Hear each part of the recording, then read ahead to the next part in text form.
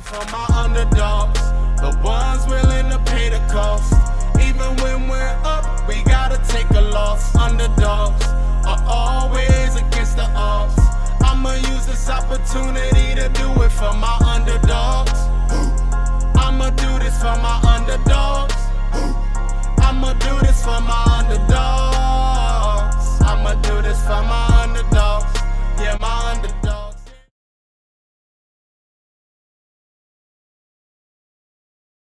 Welcome back to another episode of the Rec Center podcast. I'm Kenny Edwards. Man, bear with me today. I'll be holding down the fort. Lolo had an engagement to tend to, but we're gonna do our best to. I know Lolo normally is the question asker and the steerer of the ship, but I'm gonna do my best to fill in. Man, let's jump right into it. Our special guest for today. Some of y'all might remember him. Played at the University of Kentucky, 10-year NBA career. But it all started at Agreement Field. So at least my memory started at Agreement Field. So let's welcome none other than Chuck. Well, I call him Chucky Hayes. Welcome to the show, man. How you doing? I'm doing good, Ken, man. Thanks for having me, my man. Absolutely. You talking about agreement, man. It goes back a long ways, man. Man, so let's start there, man. It's the Rec Center podcast. What rec center did you grow up at, and what part of Oakland you from? Well, look, born in San Leandro, was raised on 104th, Okay. East 14th. So I went to Stonehurst, went all the way up there. But the rec center I went to, I was at the Boys and Girls Club on 85th. Got you. Like my whole family is on anywhere from 81 to 87. That's my whole second cousins, aunts, uncles. They all up in that range, in that block in the 80s. So whenever we went to go visit them from 104th, we was always at the Boys and Girls Club. I stayed there, and then that's when my love for sports just kind of, started right there. It was birthed right there, and then it just grew. So were you hooping? Was that your first love? Because we'll get into it, but I know I met you in baseball. You was in baseball. I was hooping, but then what's the elementary school there? Highland, okay. Right there on 85th. At Highland, we used to jump the fence and play baseball. Yeah. Right. Then I had an auntie that lived over there by Royal Park. Got you. And I saw that the Babe Ruth League will have games over there. And that's where I found like, Mom, I want to play baseball.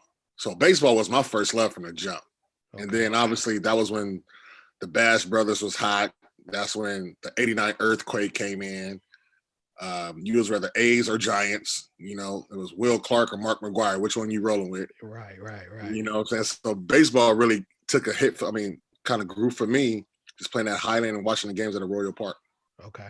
Yeah, because when I told my dad you was coming on the show, he said 73rd. He was like, no. Oh, yeah, Chucky was on 73rd. No. I was more so in the 80s. In the 80s. Okay. Okay. So that was so you played Spray Mark, because I remember you was our back catcher. Yeah. Did you play Pop Warner? Nah, see, I wanted to play Oakland Dynamites. Okay. But Mom's was like, nah, we already playing baseball. And she had her group of friends, the parents that she was cool with, that, that can transportate me if she had to work to practice or whatnot. And so we just kept it with baseball. Yeah. And I played Spray Mart. Yep. And Spray Mart was fun. Then that's when I graduated to the next level. Yeah, no, you was dope. Yeah, man. Who were some of the dudes at the Boys and Girls Club that was hooping? Like, do you remember any of the older guys? Nah, I was more so there with my cousins. Got you. Okay. I was more like my older, like my cousins, my peers, and my first cousins were a little bit older than me. Like I had a cousin, he passed away years ago, but he used to always take his little cousins, and I was part of the pack. I was the fun pack. Okay. I would just go with my cousins, and I see him talking trash. We played ping pong in there. That's why I picked up ping pong, all that stuff, man. Foosball, I picked all that up. Anything with a score. No, anything, because I was just super competitive. Right, yeah. Right. I remember that too. Okay, so this is the time frame where I draw a blank. Because so we played minors together, we played majors together. So this is like 93. Mm-hmm. I was born in 82. So this is like about 93. Yeah. Okay. Then you left and you wasn't on our team anymore. Yeah. And then you just popped up at Modesto Christian. I was like, what? What happened between like 93 and 98? Got you. So like I went to Stonehurst. All right, Stonehurst went all the way to the sixth grade. And then I went to Elmhurst on 98 because I lived in 104th. Okay. I went to Elmhurst for like a month or so. We're like not even that. Yeah. Right? I think we registration road classes and my parents. Yeah, then my parents, it's like, let's build this and let's get these kids out of here because I'm the oldest of 4. Okay, I didn't know that. Yeah, I'm the oldest of 4. So I did all my running around like Durant Square, all that. I was rather in 104th to 106. I'm in the 80s, somewhere in between, right? Over there. And then when it came to sports, I did Spray Mart and then I did Pizza Hut. Yep. Right? I played Pizza Hut and I made All-Stars and J.R. Taylor was my coach. Not J.R. Sam. Yeah. Sam Taylor was my coach and his son J.R. was on the team. Yep. And remember Terrence Taylor. Yep, TT. Don Smith. Yep, Don, yep. All right, and then this big kid named Jonathan Ivory. I don't remember him. Big boy, he was a pitcher. And then my best friend, who I still talk to this day, he's my best childhood friend. Matter of fact, whenever I come to Oakland, he cuts my hair. Jamal Chase. Yeah. Yeah, I still talk. Me and Chase still we still remember each other's birthdays and everything. Yeah, I love me some. Yeah, you know what I'm saying? He actually has a Kobe birthday. Like his birthday's August 24th. Okay. He hits me up every day on my birthday. 24. I love that. 8/20, and he hits mine on June 11th. So that was my crew. That was my running crew and growing up and from like 7 to up, right? And then my parents just picked me up and dipped. Okay. We moved to Modesto, and I hated it. Because it had to be a hell of a culture shock. Oh, huge. Man. We went from the inner city, like 98th to like Modesto at that time was like country, like super country. Yeah, super number of fields, almond fields, and I hated it. I was like, man, why were they doing this? This is wrong. I had my friends, I had my setting, my environment, but my parents was doing what's best for their children. They had 3 at the time, and then shortly after that, well, a couple of years after that, my mom had birthed her my younger brother, her 4th child, and then we just stayed in Modesto and made it work. And then I would go back to Oakland, and every now and then I'll go to a game on Greenman Field, and I will never see anybody that I know. You know what I'm saying? I was like, man, it ain't even the same no more. Yeah. So I just stopped going. Then going to the Boys and Girls Club wasn't the same. Right. You know what I'm saying? So I just stayed at my grandma's house on 87th and just hung out there, or I hung out at my cousin's house on 104th. Now in Modesto, are you hooking up with an AAU team, or are you playing sports out there? What, during that time? Yeah. Yeah, so I'm playing sports at recess, and a guy named Ted Donham, God rest his soul, he was a parent. He sees me, he was like, hey, who are your parents? Because he just sees me out there playing basketball. He goes, Mr. Chuck, and this and that. I showed him who my dad was. He's like, I'm going to put your son on this basketball team. I want you guys to join it. And that team is called Modesto Slam and Jam. Okay. And then Bobby Coles was owner, and him and this guy named Gary Porter were the owner and co-owner of it. They kind of ran it, the directors. And that's where I got on, and that's what kept me, involved in sports, was Modesto Slam and Jam. Okay. Are you dominating? Are you good, or? I'm just okay. I'm just a pudgy. I'm a big boy. You remember? I was a little pudgy. Yeah. I had a whole lot of baby fat. So they saw me and they were like, "Oh, he a big boy. We need him." Yeah. I wasn't good like that because baseball was my first love. Right. I just played it just for exercise at recess. Right. And then I didn't get good in basketball where I was like, okay, I think I want to do this. It was in 8th grade. We went to Memorial Day weekend. I think they still have it in Reno, big time tournament in Reno, like Jam or something like that. I think they still do. They still do. I go out there, man, and I had a field day. I was like, man, I'm really good. Yeah, like I fucks with. I was like, I can go. This LA. This team's from Portland. This team's from Nevada. Oh yeah, man, I'm better than them. Damn. And so in 8th grade, that's when I realized I was like, okay, I think I really like this game. That's good. Okay, so then you're going into high school. So this is my memory of Modesto. This is my first memory of Modesto Christian because I was at Head Royce in '97, Okay. and Modesto Christian was D5, and we lost to Modesto Christian in the first round of NorCal's, and then Modesto Christian went on to win D5 that year. Yeah. So that's my first memory. So how did you, like, was it any other high school? How did you end up? Okay, so I was in 8th grade. Right. Right. And then my dad, I wanted to go to the public school, Modesto High. Yep. All my friends were going. They were trash though, because we smashed them at Oakland High. Oh no, they were trash, but I wanted to be with my homies. Right. You know what I'm saying? All my homies are going on the west side of Modesto and whatnot. And I found me a little crew I used to run with. Yeah. My dad was like, "No, you're going to this private school."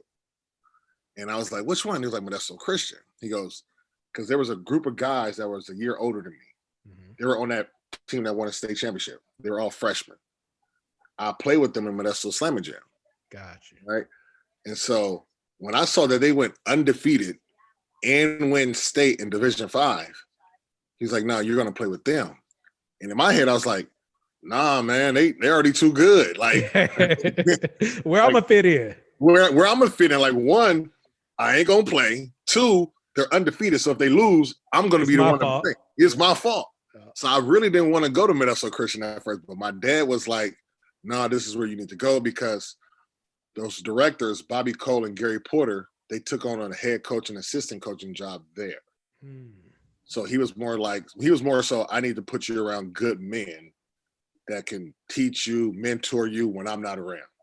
You know, and I trust them. And plus the older guys, the older kids were African-American, they're all black African-American kids, all going to this all-white school. He goes, "You need to hang out with these kids because they got goals and they want to do something with their lives after high school." I love it. And so that's where my dad was like, so I credit this to my father. Now I'm a father, and he made the right decision, get me out of Oakland, made the right decision and give me to Modesto Christian, man. So it was more so my dad was holding the steering wheel when it came to those decisions. Now, your freshman year, how did you do? We went to NorCal's. I came off the bench, and I was like the 6th, 7th man, and we lost to Pacific Grove. We went up to Division 4. Okay, so y'all are climbing up the divisions. Yeah, we're climbing up. So we obviously they get, and that was another thing though. It was like the pressure's like, though they went in D5. It just added expectations for the next 4 or 5 years. Right. So we go up to Division 4, and we actually lost. So they went 33-0 that year, my 8th grade year. Then my freshman year, we lost. I think we lost to somebody at Tennyson High School out there in Hayward. It was the tournament during Christmas.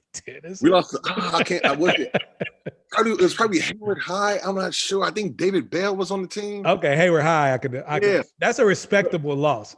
Yeah, but the tournament was at Tennyson. Oh, it was at Tennyson. Okay. I thought you lost to Tennyson. No. The tournament was at Tennyson. Yeah. I Hayward High, David Bell. Hayward High was really good at that time. Yeah, like he was, man, putting them up. Oh, yeah. He was the next Eddie House. Absolutely. Yeah. So we lost to them early in the season the following year.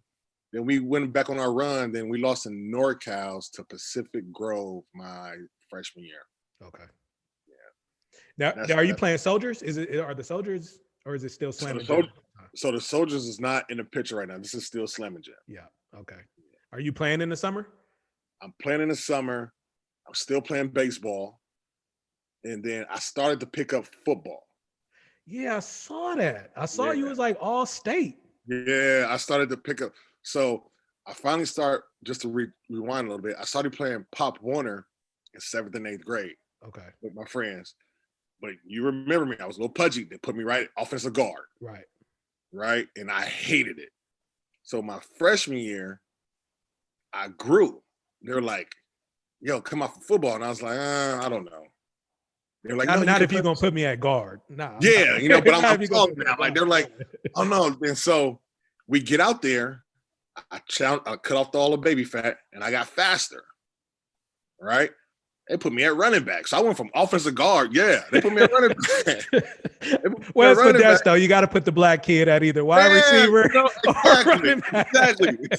They put me at running back. So in my head, like, oh, this is cool. I ain't never done this before. Yeah. I mean, I'm just gonna mimic what I see on TV, like Right. Ward Dunn, Rashawn Salam, all my Yeah. running backs I used to like back then. Right. I'm gonna be like them. So that's when football came in. But after my freshman year of basketball, I was still playing baseball, and I just stuck to Modesto Slam and Jam that summer after my freshman year. Okay. Now, at that time, this is before the internet and all that. Are you knowing like all the other top guys in your age bracket? Like you know who they are, you're looking for them, or is it just like show up at the gym and like, damn, that dude good? Okay, so that's that's funny you ask, because after my going in my sophomore year, I played football. Then I go to varsity. I played football my my sophomore year. I'm on JV. Then they moved me up to varsity, and then they put me at quarterback. Damn. Right? Because like, damn, Chuck, you could throw. Yeah. I just messing around. I get a concussion like the second game. My dad shut it down. No, That's where the money was.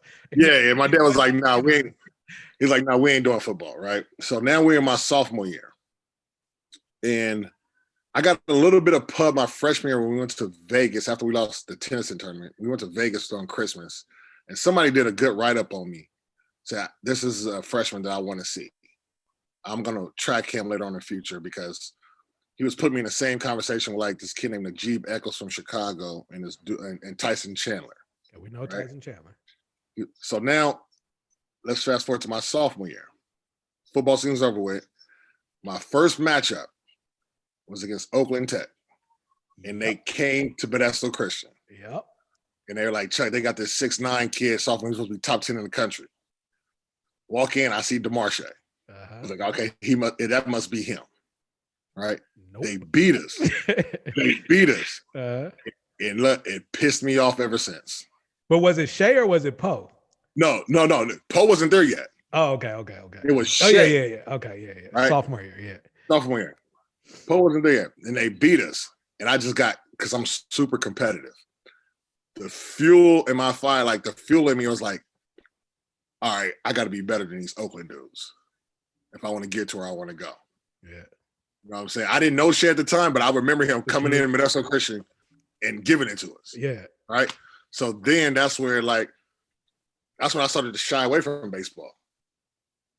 Like after that, I was like, nah, I don't think I want to do baseball no more. Yeah, that's about the age too, though. Like once they start throwing the curveball, it's like, man, it ain't coming straight down the pipe no more. Like, nah. Yeah, when they curve sliders. Yeah, they like stand in there. I'm like, bruh, I don't know if this thing is gonna curve or not. You know what? Like I said, I'm sophomore year. I'm on my height I am now. I'm 6'6" now. I can't play catch anymore. Nah, hell. You know what I'm saying? That's too much on my knees. Right. You know what I'm saying? I used to be able to throw them out from my knees. My coach used to get mad, like, no, stand up and use your legs. I'm like, nah, it's too much energy. It's too much. And it take too much time if you 6'6". Too much time. Yeah. Way too much time. So that's when, after that game, that's when I started to get even more competitive and realizing what I wanted to do. Damn. So Shea the one that woke you up. Shea gonna enjoy hearing that part too. Yeah. And he gonna have something to chime in. He remembers. Yeah, no. I remember like early, they throwing lobs to him, offensive rebound, like, yeah. You know what I'm saying? I was just like, golly, like we couldn't do nothing with him because I had picked up a cheap foul that we got switched off and he started cooking the other guy and they ended up beating us. I heard a story that I guess with you and with Modesto Christian and Oakland Tech. So y'all played that year. I think I heard a story junior year. We went to Tech. Yeah, but like wasn't a game canceled or something? No, that was my senior year. Okay. We'll get into that later. Yeah, because I heard Tech was ducking y'all or we're gonna get into that. I be having the scoop, man. I know everything. Because it's all the time. I remember like this is like right when the chat rooms started to come in to play. Yeah, people are talking about us, and they ain't really respect the Modesto Christian and whatnot. They're like, oh, the kids in Oakland are better. But in my head, I was like, wait, hold on, I'm from there. Right. I just go to high school. Like y'all really don't know my. Like, don't forget. Yeah, like y'all don't know my origin. Right. All right. Okay. So be it. So after the sophomore year, that's when I got real motivated in basketball. Okay. So now going into your junior year, that's the summer. That's 2000. That's 99. 99. Okay. Yeah. Okay. Yeah, because you 1 year younger than me. Yeah. Okay. Now, all right. So now you guys going to you're in D4 your sophomore year. Mm-hmm. Now going into your junior year, are y'all are D1 now? No, we were D4 again. Okay. Yeah, Damn. we were D4. So like, who's on your team at this time? Is David there? Is No, Richard no, and them there? my junior year, Yeah, Richard Misley just got there. just got there. Okay. And we had a kid playing football named Clarence Denning. He was there. Another guy that went to Stan State locally in Turlock, 6'5" or so. And then Mark Pratt, the other England kid, he was there. Okay. But Mark and Richard came off the bench. Damn. Yeah, they came off the bench because we had seniors in their roles. So they came off the bench. But like after my junior year, so after my sophomore year, we lose in the second round of the playoffs, my sophomore year, right? To a local team in Modesto. Damn. That summer, right after that, that's where I'm starting to really pay attention to these rankings and these chat, like who's good out there. Okay. So who's good at this time? In the Bay, it was Shea. Remember the kid named Maurice Tyree from Sacramento, went to Jesuit? Nah. DeMarcus Keith Nelson? Keith Willwright. No, DeMarcus Nelson is younger. Okay. Paul Marigny. Nick Ensweiler. Yeah, Nick Ensweiler. I'm trying to get Nick on the show. Yeah. He was like the white boy that was like, but he could play though. Yeah. Gary Hill Thomas. Yeah, he gave me he was a nightmare. Yeah, he was. Who else was? Tremaine. Yeah. Okay. All these Marquine, like all these dudes. Then Luke Whitehead was like, no, he was the man time. He was the man, like player of the year. Yes. Yeah. And this is my sophomore year. This is when Drew Gooden just lost to Deshaun Stevenson and Arco. I remember that. You had Justin Davis at St. Joe's. Yeah.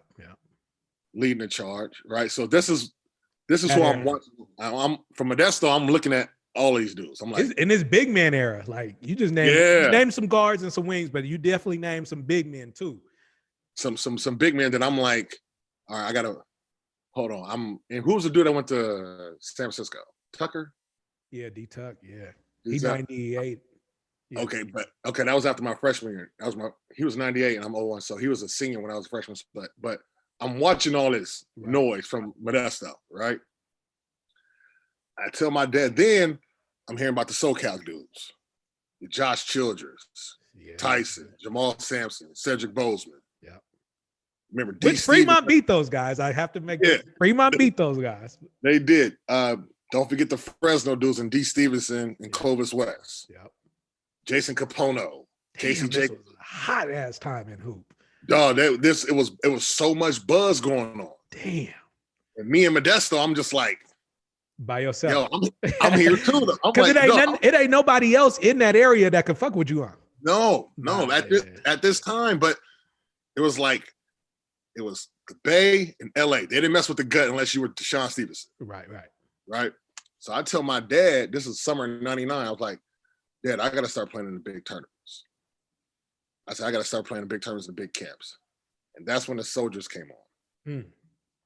We had practice at Richmond High. I'll never forget. I walk in there. Ryan Davis, who went to Berkeley, then he went to Lincoln. Yeah, I remember Ryan. He was on the team. Remember Jamal Hill? Of course. Yeah, Elser, he was on the team. Okay. Charles Brown. Yep, Dayla. Who else was on our squad? Dane Carter. We were all I walk in there and they looking at me like, man, this dude can't play. He from Modesto. All right, I got something for that. Yeah. I went to work that summer. No shit. I went to work. Oh my gosh. We went to Fresno, the EBO tournament. Went to work. Damn. Went to double pump camp. Went to work. Went to big time in Vegas. I'm putting in work. So now my junior year, there's buzz now. Okay. Now there's like, yo, who's this dude from Modesto? And that's when our competition, our strength of schedule started to rise a little bit during the high school season. But y'all played Castlemont that year, didn't you? We played Castlemont. We played them in Vegas. In Vegas my junior year, and they beat us. Yeah, I got a good friend. I got a good friend that played on that team. He let me know. I'll never forget. They were bumping they were bumping their own music. We're in Vegas. They had to cut up. The t-shirts. Oh my God. That was the first time I've ever seen it. That was Paul. Yeah, Paul had to cut up t-shirts, and I was like, "What's wrong with this dude? You don't care about how we got our shooting shirts on." Right. Hella Christian. Yeah. Big time. But that's when he had to cut up, and I was like, "Yo, man, this dude is nuts." And they're like, "Chuck, you know this?" I was like, "Yeah, he was on the older team for the Soldiers." Yeah. I said, I know him very well. And they ended up beating us that year, and we were Division IV, and we lost to NorCal Finals again to, remember Tamalpais? No, they were hella good. They beat us that year. Your junior year? That was my senior year at Ohio. Tamalpais beat us. Bro, they were like a fucking D1, bro. Oh, that's when they had Brian DeFerris and Jahir, Mike Tab. No, not Mike Tab went to a different school. No, Mike Tab. Yeah, Mike Tab, I think, went to. Yeah, bro, they were just fucking. They were like 6'7". The point guard was like 6'5" and big. Like Brian was like 6'5". Jahir was like 6'11". Yeah, bro. No, they were deep, bro. They were. It's funny. They were on that summer. They were on the older Soldiers team. It was like him, those two, Nick Insweiler, Paul, Gary Hill Thomas. Like that Soldiers team was really good. Yeah, I was like, man, they got some dogs over there. So we ended up playing them in the NorCal Championship, and they beat us. But I didn't think so, but I think this was more so me getting my own rebound because I was trying to. Yeah, bro, I read that. I had like 30-something rebounds. Yeah, it said 31 rebounds. I'm like, and that was in the championship game. So I'm like, nah, it wasn't like, the center was 5'11". Yeah, but I'm going against Jahir. Yeah, I'm like, how you grab 31 rebounds? That's like every miss in the game. I was more so me getting my own offensive rebound because I kept ducking this dude. Like I was, I don't know. That's still a lot of fucking rebounds. No, when I got 6'11" trying to block my shot, I'm like, ref, where the foul at? I know he got to be fouling me. Nah, buddy, I just couldn't make the shot. Was it a close game? It was fairly close. I think they beat us by like 8 or so. Yeah, but they were good. And they ended up winning. They were good. They were really good. Yeah. So yeah, that's my junior year and during the high school season. Okay. Were you? I gotta ask, just the journalist in me, was it, because I know how I am after losses, especially championship game losses. Were you crying? And I was hurt for the two seniors they were part of that Modesto Slam and Jump group that I played with. I was more hurt for them. I was sad because I ain't gonna be playing with them no more. Got you. Now, Clarence Denning and Brad Watkins, they were like my old heads. Got you. Still talk to them today. So I was more hurt for them because I won't be playing with them no more. But I was really excited for the summer. Like that summer, I was like, let's get it on. Let's get it on. I'm ready to duplicate what I did last year. Let's go. I'm ready now. Now, are you already being recruited by is your recruitment hitting? Because right now, because junior year is where the recruiting like really starts, right? So recruiting, so after the summer of '99, my sophomore year, UOP called, Sac State, Santa Clara, like some of the small schools, Fresno State, local mid. Yeah, some of the I went to a Fresno State game, met with Tarkanian and them, and like Melvin Ely. I'm like, Melvin Ely was there. Eli was there. Tremaine Folks. Yeah. Andre, Terrence Roberson. Yeah, I remember that squad. You know what I'm saying? And I think Rayford Austin just left. Mm. You know what I'm saying? So it's like, I'm like, this is cool and all, but no, I want something bigger. Right. Okay, so you weren't satisfied with that? Not at all. Okay. Not at all. So that summer, that's when Calvin Andrews. Shout out Calvin. Yeah, man. I talked to him yesterday. He's been big for the Bay, man. Oh man, huge. He did huge. Man, he's been so instrumental in my life. But he calls me, he's like, Chuck, we want you to come play with the Soldiers. We're gonna have this team, that team. And I was like, bet. I was like, I don't care who you put on the roster. I was like, I'm ready to come hoop. Yeah. He was like, all right, bet, come on. So on the roster is Joe C., Charles Brown, Ryan Davis, DeMarche. Remember Dustin Brown with San Rafael? The name. I remember the name. Okay. You remember Will Venable played for the Padres? He went to San Rafael too, right? Yeah. Him, and then Tremaine came for like a tournament or two. Okay. He dipped. I call him the original Chris Webber. Oh man, Tremaine. hey. Yeah. Oh man, he was crazy. But you know who else was on the team last year, but they didn't want to mess with us this following year. And they were a couple of dudes that everybody kept saying they were better than me. I remember Jermel Benson. Yeah. From Lincoln. Yeah. And Alex Galloway. Galloway, I remember the name a little bit. I do remember Jermel Benson though. Okay. So Jermel was supposed to play with us, but he dipped. So this is summer 2000. You know, because I was looking for, I was like, me, Shay, Jermel, bet. Us three. It's gonna be hard to beat that. Yeah, it's gonna be hard to beat that. Like, we got our 3 guards, we good. But Jermel decided to dip, so we got Dustin Brown and Will Venable. Okay. That summer, and I don't know, I was just telling this to my parents. I don't know how they did it. So we played EBO tournament in April, did well. But that summer, I was gone from the house for like 5 weeks. Damn. Just traveling. My parents couldn't afford to come by themselves and come with me. I flew out to New Jersey in the ABCD camp. No, I'm sorry. I flew out to DC for the NBA Top 100 camp. Flew to Indiana to spend time with my auntie. Flew back to Jersey for the ABCD camp. Flew to Indiana to spend time with my auntie. Flew to LA for the double pump camp. Was there for a week.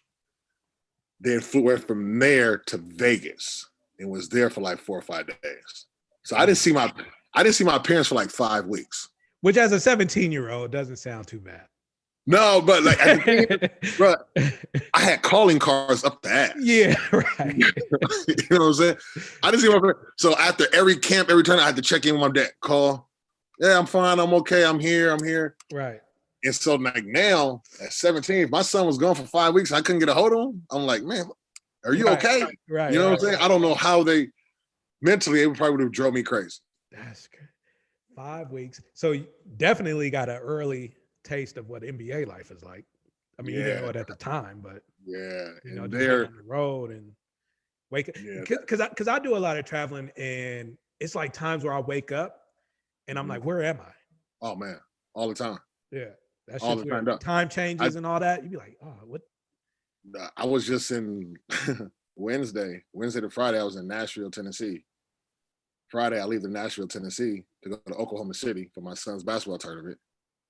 And then turn around, leave there, come into Houston. Yeah. I woke up in my own bed, like, wait, where am I? I woke up like, yo, confused, bro. Confused. But in a span of 6 days, I was in 3 different cities. Bro, that's crazy. It's fun, but it's like, it's weird. Oh, it's taxing. I travel light wherever I go. Yeah. I don't check no bag. That's good shit. So that summer, you dominate. Now you're going into your senior year. Yeah. And you guys are D1 now, right? Yes. Okay. That's when they let us choose whatever division you want to go to. And right. That's where my recruiting took off. Okay.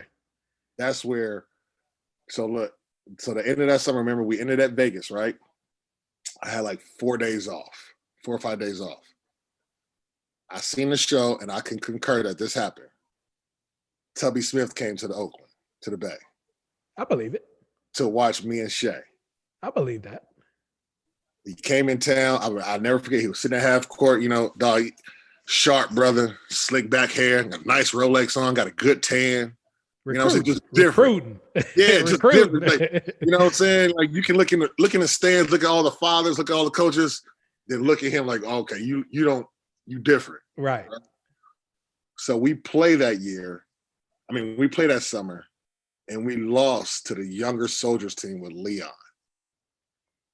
We lost to the younger soldiers team, right? And Leon, like I said, I was going on 5 straight weeks. I was exhausted. I was still cooking, but that game, I had a horrible game. Was it all of that, or was it Leon? No, Leon played against Leon, and Leon was a fucking beast. No, Leon had something to do with it because he was so physical. Super physical, and he had like an unorthodox like athleticism. Yeah. He looks stiff like Frankenstein, but he'll go get that thing too. He'll go get that bad boy. Yeah, and he outplayed me. Right? It like breaking news happens all over the Bay. Right? Because my recruiting was going like this at the time. At the very end, this is still the summer. Okay. My last AAU game, I get outplayed by a kid 2 years younger than me. Yeah. Right. Yeah, it's fucking Leon. So I was like, all right, he got me. No big deal. But my senior year comes. We got Oakland Tech on the schedule. Yeah, let's talk about this. I was hunting. I was like, it's going to be trouble. We get out of school. I go to my friend's house, get my little Burger King. We chilling. I get up to the school for the game. Oakland Tech doesn't show up. And why do you think that is? I don't know, but I thought it was some funny stuff. I'm going to tell you another story. So like a week after that, we go to Fremont. We go up to Oakland, play Fremont. Uh-huh. I see Leon's there with his Tech teammates. In the stands. In the stands. Oakland High is over there, chilling. And somebody from Mac, a couple of Mac players over there, watching us play Fremont. Uh-huh. I was like, so y'all didn't want to come to Modesto? So I was like, all right, y'all gonna see what the work is. So we went up there and Tim Pierce was on the team. Tim Pierce, yep. And I didn't know who Tim was, but I was like, yo, whoever this kid is, he is cooking. I didn't know he was a freshman at the time. Tim played Pizza Hut. Yeah. Oh, really? Yep. I did not know that. Yeah, he was under us. Yeah. I did not know that. So we go to Fremont, and then we blew them out. But that whole year, when we decided to go to Division I, my high school coach said, we're going to go play against the best. Yeah. So we went and played. We played Fremont. We played Oakland High. We were supposed to play Tech. We played De La. We played Clovis West. We went out to Vegas to play Bishop Gorman. Like, no, we weren't ducking anybody. Yeah. Because my coach was like, because I was playing Soldiers and Richard Midgley and Mark Pratt was playing EBO. Okay. So he had 3 guys who recruiting just skyrocketed. He's like, okay, I need a better schedule. And that's when the buzz. My senior year, man, we were really good. Like we were coming in. We were some Christian boys. We don't say nothing. I tell the kids this all the time, and that's so Christian now. They're like, Mr. Chuck, we heard your senior year. Y'all were nice. I was like, no, we were cold. He goes, man, I bet y'all had so much swag. I said, bro, we were like the swagless team ever. Did y'all do the polo shirts with the tie? I mean, the button up with the tie. Y'all didn't do the tie with the stripes on it and all that. We didn't have to do that, but we didn't now the khaki kids, pants. You know how kids now they got handshakes. Right. You know what I'm saying? They after they hit a 3, we were like the swagless team ever. But we handle business. Handle business. All right, we won by 20. All right, we got to go. Damn. Yeah. So that's what happened my senior win. Did it feel good to spank up on all the Oakland teams? Being that you were from Oakland, like, yeah, man, yeah. All of St. Elizabeth, St. Joe's, all my senior year, we played like 9 teams, all from Oakland or in the Bay. Damn, I didn't know that. Like, who was a kid, and who was a kid that was younger than Allende at Oakland High? His last name was like Parker. Oh, no, he was older than Allende. Well, no, so yeah, Worm was the same age as Allende. Okay. Darius Parker? It was Antonio Williams Parker? Yes. Yeah, so he was 1 year. So Antonio is your year. Okay. Yeah. Man, he was the only dude I was like, yo, he gave us problems. One of the most underrated players in the OAO that nobody talks about. No, we won, but let's say we won like 70-45. Dog, he had like 36 of the 45. No, he was a bucket, bro. No, he was a bucket. And he didn't give a shit. Bro, our defender, we were like, bro, he's cooking you. No, so a funny story, because Tone will never come on the show. So funny story, my senior year, Tone's a junior. We get into it because, so Tone and I are kind of similar in the fact that, like, we're both alphas, right? And we both want to, like, score. But Tonio was obviously a much better basketball player than I was, right?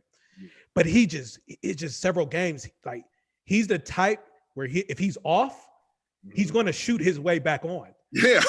And I'm like, no, bro, you're off. Pass the ball. Pass the ball. And he looking at me like, you fucking football player. If you don't get out of my head. Bro, he's just breaking. But his attitude was like, I can't score if I don't shoot. I remember him. I was like, yo, who is this dude cooking? Bucket, bro. Right, a bucket. So then the following year, I hear about this Oakland High point guard. I was like, yeah, I know him. They're like, no, Allende. I was like, no, that ain't the dude I know. Right. Nah, Allende was a special. I was like, I don't remember no Allende. I remember this other dude had 3 names. Yeah. Nah, and Tone don't talk on or off the court. He don't talk. Like he'll look at you and that's like his looks and body language says everything he's trying to say, but he don't talk. Yeah, but no, he was cold. But we went to St. Joe's. Who was it? Kevin Butler. Kevin Butler. Spanked them. Like my senior year, though, we had a hit list. Now y'all was raw as fuck. Yeah, my senior year, though, we had a hit list, and then played daylight for that Martin Luther King. They beat us by 3. I'm gonna tell you, I'm gonna tell you how serious I was about daylight too. Everybody is serious about daylight. Like, praising them, right? Yeah. They had, remember Recalin Sims? Recalin Sims, we talked about him when we had Do Song. Yeah, Recalin Sims was on the team. Josie, Charles Brown. Everybody's there at St. Mary's. First, we win the tip. First play of the game, I catch the ball right hand on a right wing. One dribble, take off, bam, charge. No, but that's what I came in there with vicious intentions. I was like, I seen everybody here from the Bay. I had just committed to Kentucky. They were like, now did Recalin because Recalin originally committed to Kentucky too, didn't he? He came to Kentucky.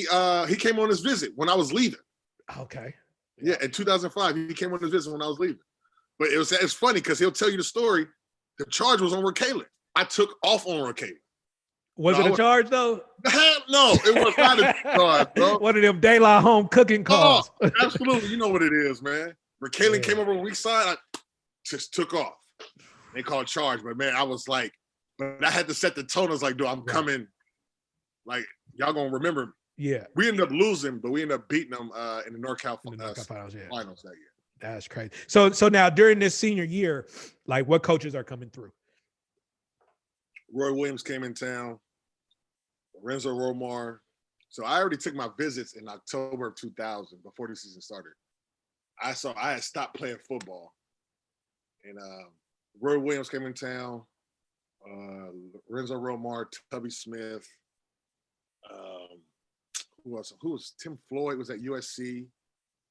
Lavin from UCLA. They all coming in town and whatnot. But I took my recruiting goals. I had a visit planned at UCLA. Mm-hmm. If I would have gone on that visit camp, I'm telling you, I would have committed. That's what Ray Young said. But UCLA was going to let you play football too, right? Mm-hmm. Yeah. They're going to let me do both. Yeah. If I would have stepped foot, I already had my mind made up. I was like, I'm going. I was like, UCLA, Kansas, Kentucky, St. Louis, and University of Texas El Paso. St. Louis and UTEP. Yeah. I'm going to tell you why. Romar, I love the fact he wasn't scared of Kentucky. He wasn't scared of Kansas.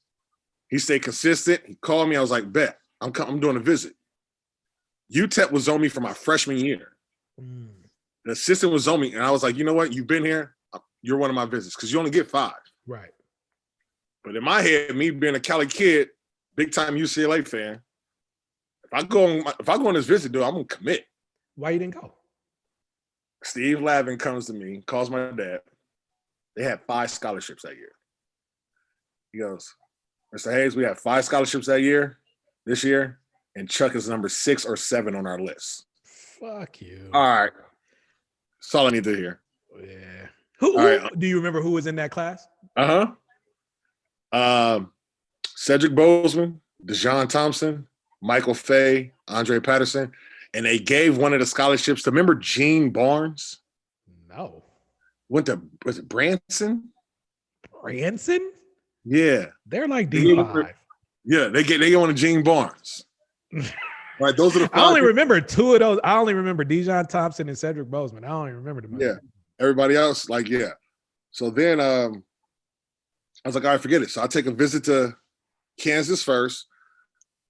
I was sold. I wanted to come in right after because my boy Drew, showed me a great time. Yeah. And he's killing. I met Aaron Miles. Cool. Nick Collinson and Kirk Heinrich. Cool. I was like, man, this is where I want to go. My dad's like, take your other 3 visits. All right. I went to UTEP. Nick Inswater, he's my host. We take that drive to Mexico. What city of Mexico? What city of Mexico? I couldn't even tell you, bro. I'm a June baby, right? Yeah, all I know is 18 is legal to drink. Yeah, I'm a June baby, and I'm 17 years old. I'm like, I'm in Mexico. What the hell? So when my dad asked me, how was your trip? I didn't, nothing. We didn't do nothing. It was okay. It was okay. It was cool. I went to UTEP.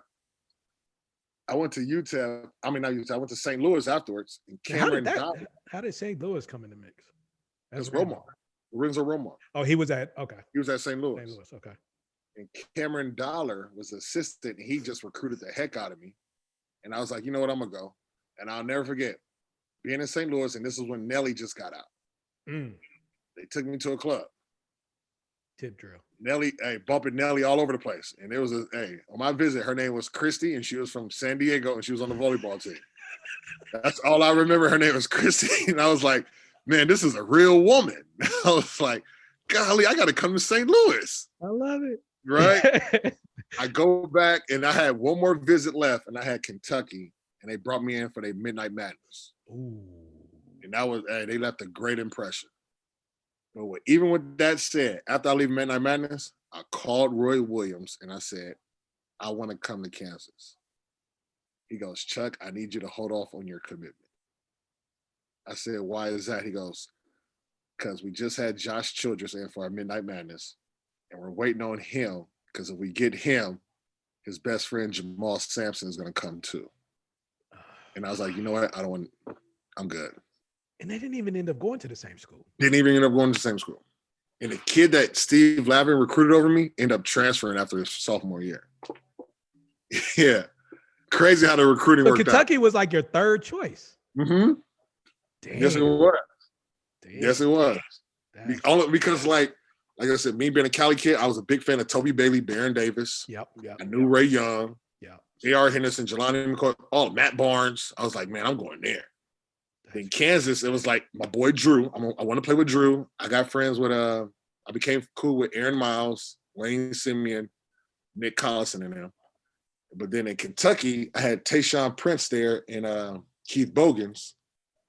But in my head, I was like, they're not going to be here next year. I was like, they're not going to be here next year. And I was like, nah, I don't think I want to go there.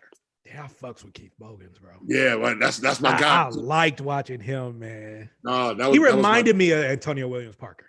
Yeah, I can see like that. a better, bigger, stronger, faster version. But absolutely. Yeah, I never met him. I don't know him, but just watching him, like he lives in Orlando fishing. He still works out like crazy. He still look like he could play. Really? Oh man, he kept his body in great shape, man. Dude, even when I was playing in college, I always said, when I'm done playing, bro, I'm done working out. I only worked out to be good. Like, I just don't want to be a scrub. But I'm like, I don't enjoy working out. Yeah, man. You know what? I'm inspired by former athletes who still have that itch to work. I just went and go swim this morning. I swim now. I swim. Is it easier on your joints and stuff? Yeah, I swim, play tennis, I bike ride. You know what I'm saying? I got to do something active. I'll hoop, but I only go 3-point line to 3-point line. Like I yell for help and I shoot the 3 and that's it.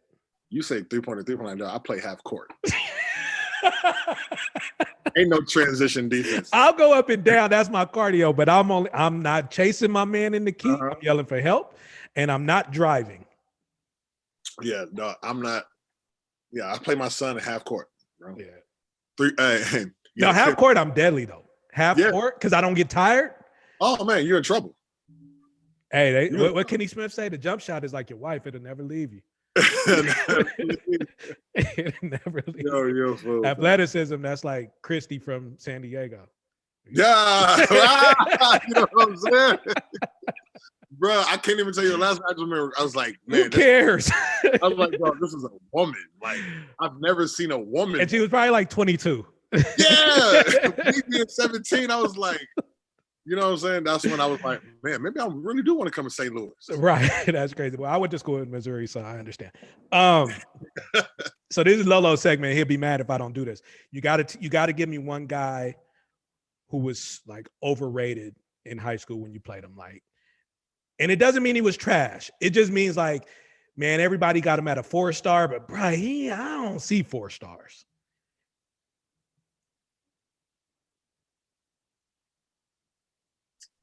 One guy.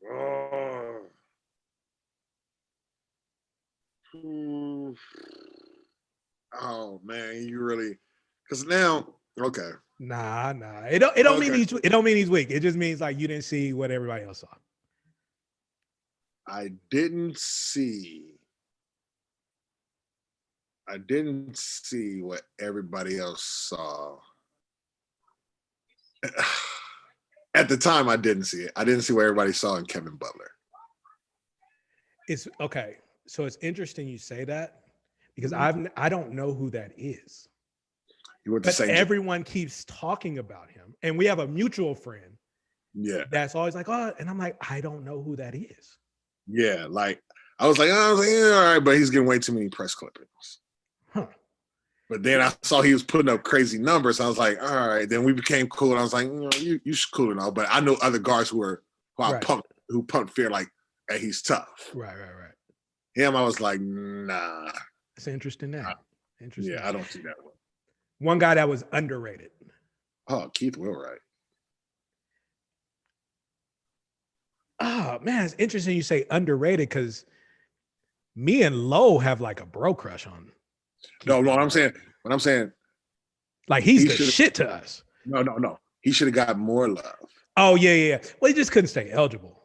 No. He should have. No, he was my toughest matchup in high school. Wow. You know what I think? I think if Keith Wilwright plays today, he's at least in the G League because he doesn't have to go to college. Yeah. So then he didn't need grades. He was by far my toughest matchup. What was it about him? Because some people sleep on Keith, and like I said, me and Lowe are like, so we had Keith Wilwright on our top 25, even though he didn't even play. No, I deservingly so. Like me and Lowe, like, nah, shut up, Keith Wilwright. Like everybody, like people talked about me at this time. They talked about Shea. They talked about Jamel Benson, Alex Galloway, Dustin Brown. They all of like we had a Tremaine. I was like, nah. I was like, that's like, thank you for my love. And I'm cool with all these other dudes. They cool and all. But nah, if I'm number one, he better be two. Or if I'm two, he better be one. Yeah, he was that good. I'll never forget. I played against him. He was playing with the Oakland Rebels. Mm-hmm. And we were playing in Alameda High School. Soldiers versus Oakland Rebels. And it, the program directors up there talking shit, mamas and whatnot. And I was like, man, this is gonna be a tough game. First half, he was getting me. He had so much. But in the second half, I got tired of it, bro. As soon as I got him in foul trouble, I was like, oh, you're in trouble. It's over. Damn. But he was my hardest matchup. Wow. I had in high school. Yeah, I was watching Last Chance U the other day, and then one of the dudes, he said, there's a difference between a basketball player and a hooper. Oh. Keith Wilwright is a hooper. It's true, though. And he don't get it. And like you said, maybe because he didn't stay eligible. Like when they did their little rankings, they talk about who's the best. They never talked about him that much because obviously his grades. But bro, that's why you say underrated. I was like, no, y'all sleeping on him. Yeah, I know a lot of people are. So like our junior year, when we went to Tech and played them, they had Keith, DeMarshe, and Leon. Bro, we beat them, but dog, they made that. So Keith played. Keith played because it was before grades. Yeah, before grades. We were wondering did those three ever get to play at the same time? It was before, and we came down there and remember. So that's what 6'8", 6'9", 6'9".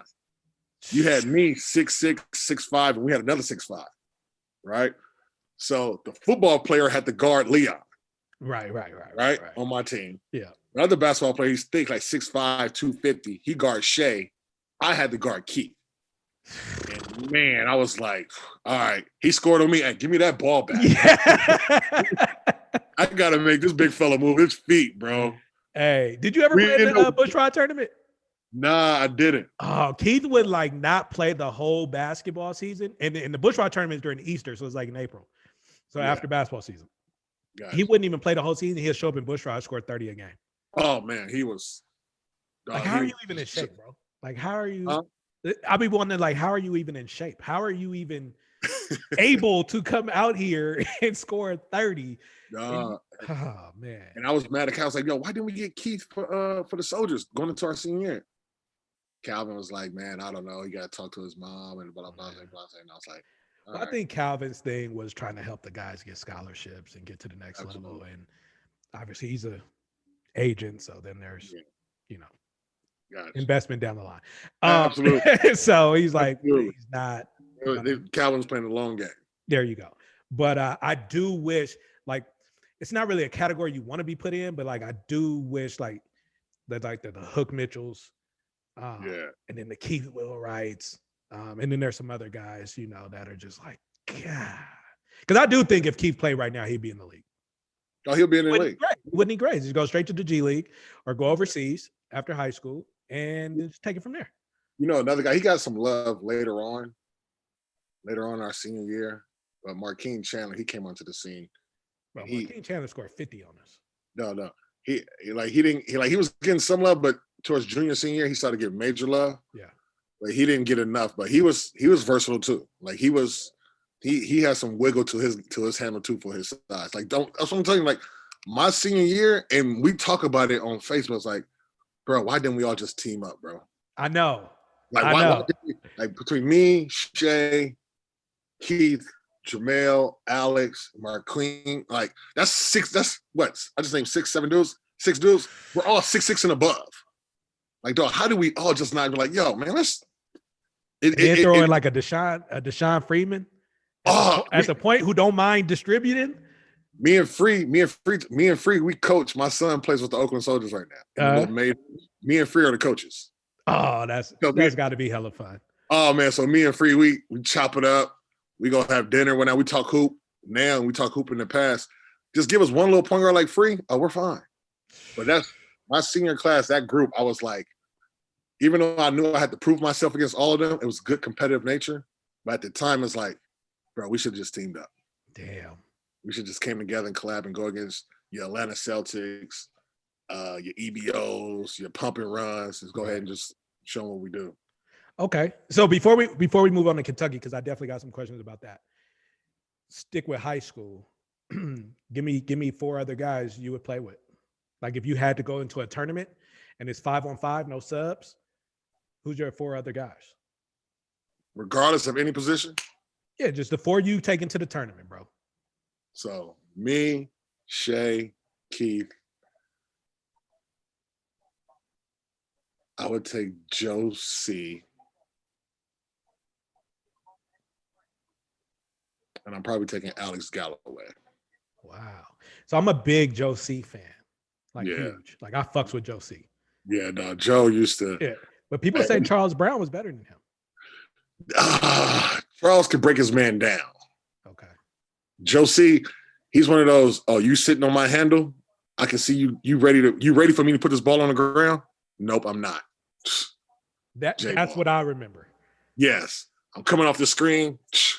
J-ball. Now, Charles Brown he was the one breaking them off down, shooting a pull-up. Got you. Joe C is like, I'm not even going to dribble. Just take this one right here. I'm going to take the pull right here.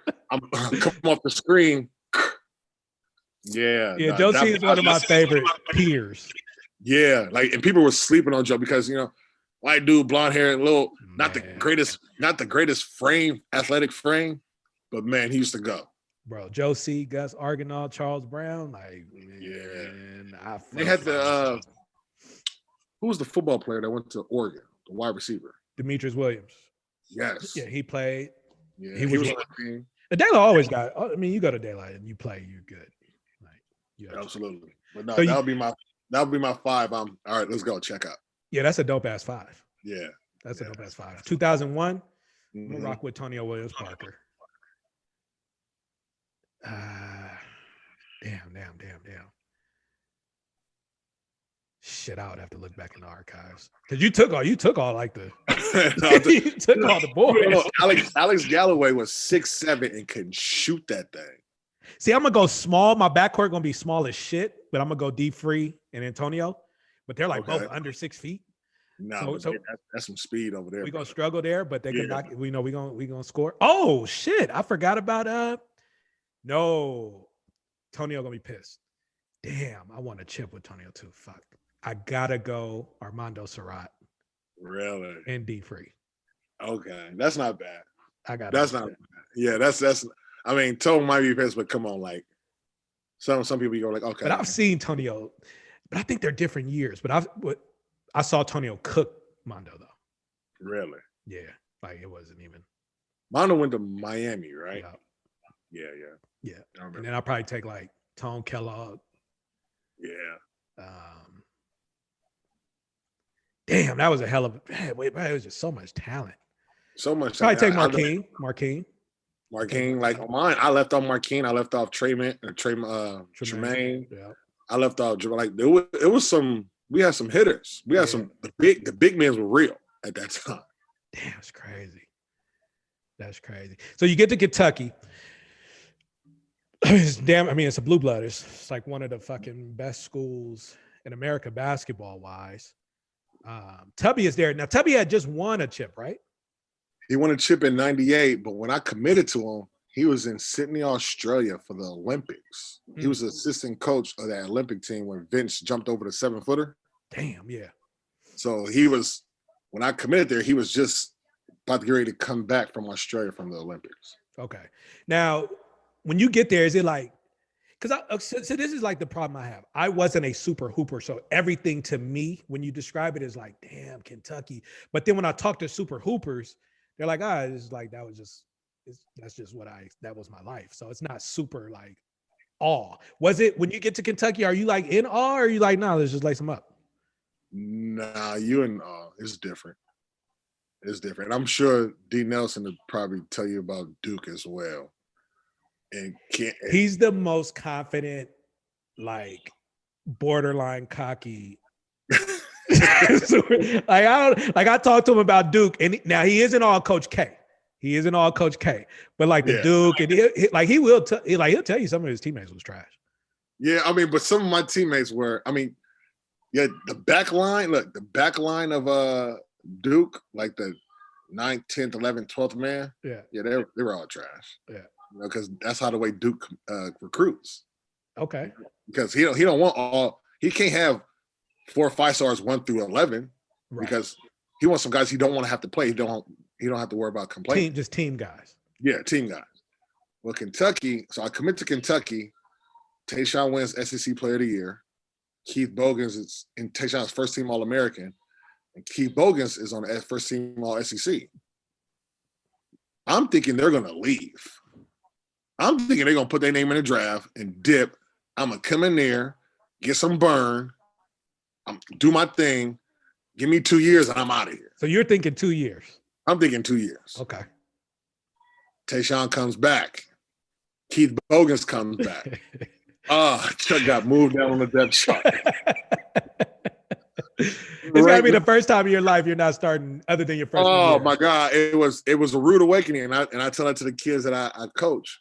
It was the first time I had to get comfortable being uncomfortable. Yeah. Ooh, I like that. It was the first time I had to like start all over and really earn something.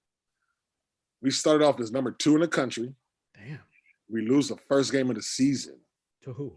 Western Kentucky. Ooh. Yeah, they came in there and smacked us. Damn.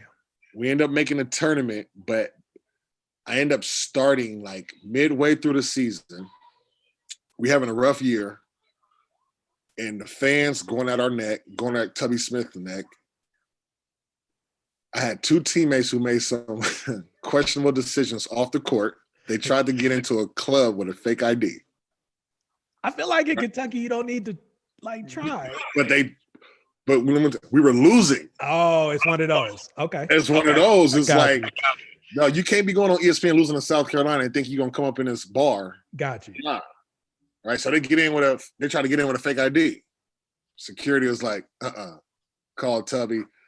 Woke up the next day, we all had to run. One of them was a starter. Keith Bogans was playing bad. So I remember Florida, ESPN on a Tuesday. Chuck, you're starting. Nervous as hell. Well, I'm pissing in my pants, Ken. I'm pissing in my pants. I end up getting like 10 points and 8 rebounds. So are you like shaking and hard to catch the ball? And hard to catch the ball. I'm playing against Udonis Haslem. This is huge. Right. Brett Nelson, David Lee, James White taking off. Remember that team. Right. We end up winning. And I started the next 112 games of my career. Damn. I never came off the bench again. Wow. I was like, Because in my head, when he said you're starting, I was nervous, but I was thinking, oh, they didn't fucked up. They ain't getting this. They ain't getting the starting spot back. You locked in. I'm done. Tayshaun vouched for me because he didn't have to. Now Tayshaun don't have to guard the power fours no more. I'm guarding the power fours. He guarding the threes. Right. Helps him. So it let Tayshaun not. We didn't have to show. We didn't have to worry about Tayshaun being physical no more. Yeah, when people question, it's not his game. It's like this big. Yeah. There was like, oh, it's not his game. So we're gonna put him on three. Who can we get to guard the fours? All right, Chuck, go. And that's when they messed up. I was like, I ain't giving this shit up. Damn. And I went on and started the rest of my career. That's a hell of a mindset, bro. Yeah. One to be patient and like you said, be comfortable being uncomfortable. Yeah. And then two, season that opportunity. Like that's a lesson for the kids right there. Like what they say, bars. That's like bars. Yeah. That's bars right there. That's something for them to take. Yeah. Man, that's crazy. So all right. So when I had Allende on the show, he talked about going to the tournament, and he was like, it was super weird because like in the first couple of rounds, nobody's really in the stadium. Yeah. But you guys traveled different. Did you have that same different. experience in like the first 2 rounds, or was it packed from? No, it's packed. Damn. I can tell you this. The conference tournament is where you want to be. Really? Conference tournament is where go to an SEC conference tournament when Kentucky's got to play. Cracking. Outside the arena, cracking.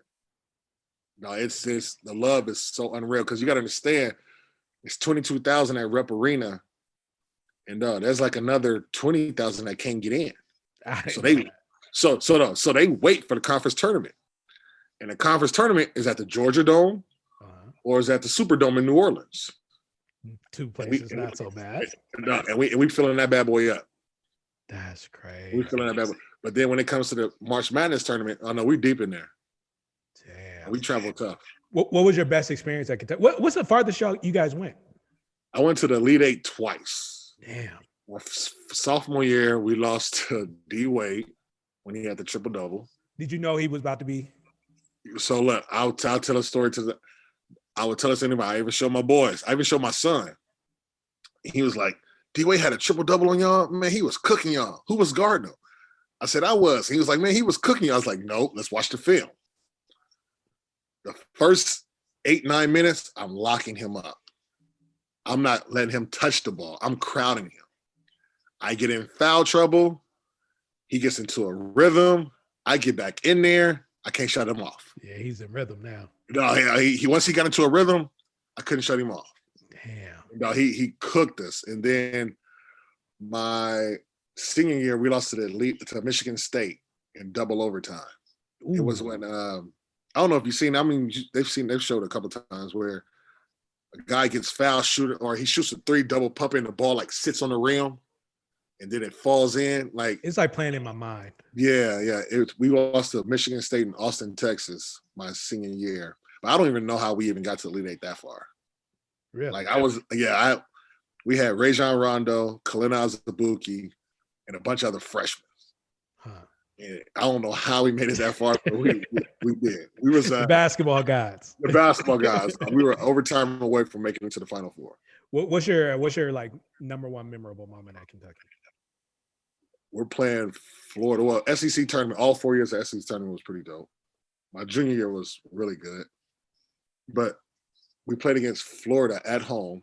Florida just got ranked number 1, and Anthony Roberson came in talking crazy shit. He goes, man, ain't nobody scared of Rep Arena, this and that.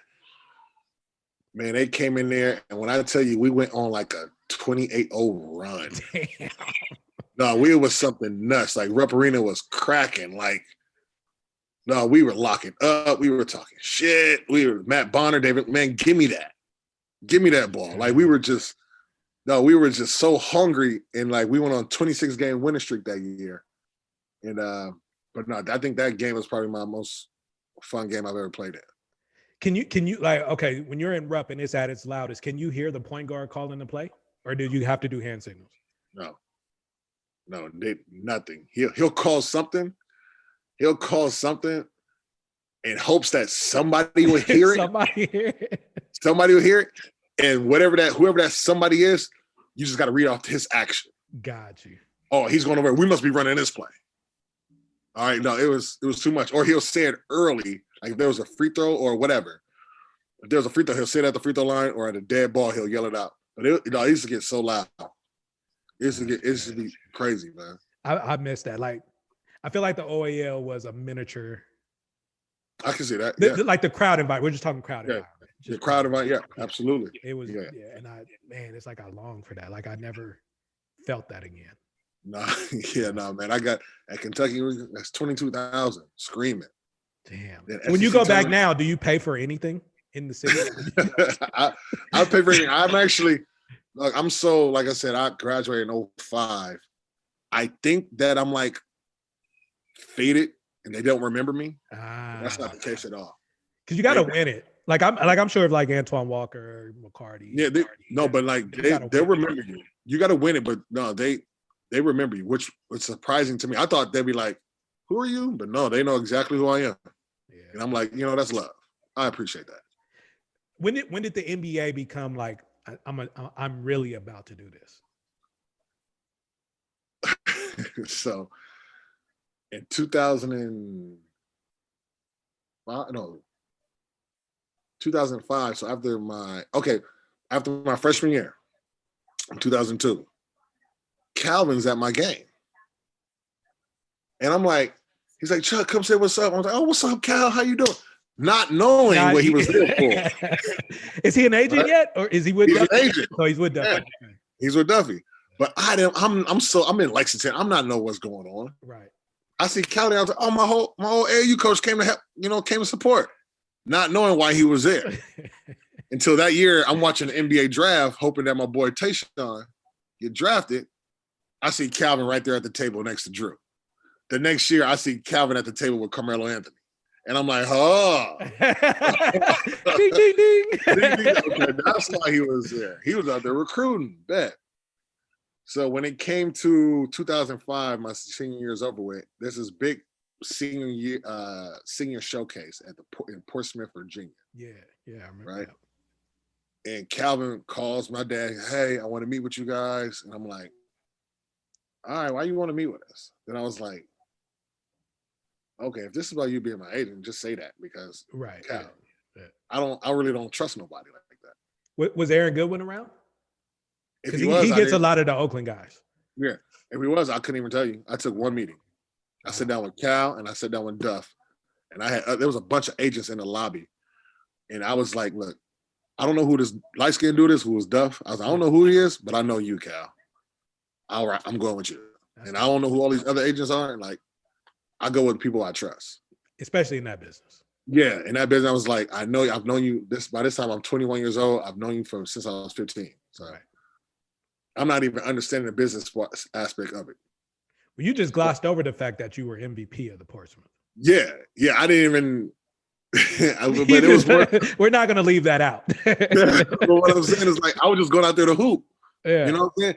Because in my head I was like, I didn't get to the Final Four. I didn't win the championship. I'm not a first-team All-American. I was like, I don't know if this NBA thing is going to work, right? Because I figured you had to get the top of the top, cream of the cream accolades, right?